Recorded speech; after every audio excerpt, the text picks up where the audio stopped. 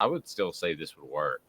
Is to have an early signing period in August before a young man's senior year, so that you sew up the guys. And I think the percentage of signees, while now it's 90% in the early signing period in December, the big time names sign, I would say that it would only be 20-25%.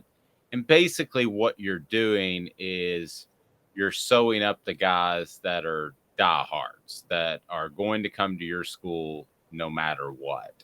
And that way you don't have to babysit the guy who is, let's say in Tennessee's case, a Knoxville guy, and his uncle went to. Well, I'll give you an example. How about the Berries? The Berry twin brothers. Their dad went to Tennessee. Eric went to Tennessee. They were going to Tennessee the whole time. Okay, so why not allow them to go ahead and sign in August? Forget about that December early signing period, and you sew up the 20-25% of the guys that you know are coming, and you don't have to babysit them through the senior season. That was always my idea, my thoughts. What do you think? I mean, that's not a bad idea either. I don't really think I don't think when you have the signing period changes much of anything, quite honestly. My only thing with the early signing period in August is I think it's very player unfriendly. And I just say that covering recruiting in 2017 when Butch Jones had a lot of high profile recruits. It looked like after 2016, he was in the process of potentially securing a top 5 class again for 2017. Then the program turned into a dumpster fire. And I think those players should be, even if they're diehard, should have the chance to look elsewhere. I know you talked with Cooper Mays. A lot of Tennessee fans felt a type of way when Cade Mays backed out of his commitment to go to Georgia. I was ultra defensive of Cade Mays at that time. I just said, guys, if you're in Cade Mays' position, forget if you're a big, huge Tennessee fan and your whole family grew up is Tennessee.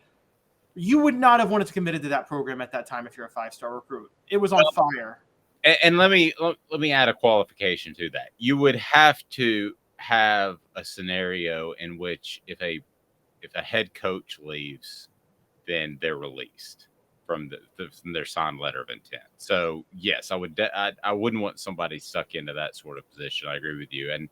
But then you get into the situation of what if their position coach leaves? What if their recruiter leaves? What if the coordinator leaves? I mean, at what point do you release somebody from their signed NIL if it's in August?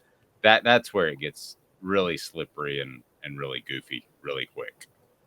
Yeah, I just like the old system where it's just okay. National Signing Day is February, and that gets you a chance to enroll for spring practice if you can, or you're an early enrollee, and if you enroll early, that's effectively an early signing anyway. So I don't think we need. I'm with Ryan. I don't think we needed this early signing period necessarily. No, and the other thing too, why Tennessee didn't want it under the former regime is because they did an awful lot of recruiting in January and closed some guys and flipped some guys. And anybody that relies on out of state talent would not want an earlier signing period like in August. So I understood that from Tennessee's perspective. The one thing that they've done from a PR standpoint, let's forget about what's right for the players or what's right for the coaches, is the NFL puts itself out on center stage pretty much every month of the year. If it's not the draft, the season, reporting for off-season workouts, they're always on the radar. Well, college football has kind of taken itself off the radar in January, Caleb, and I don't think that's good. I think you had a lot of talk about recruiting, and right now you don't.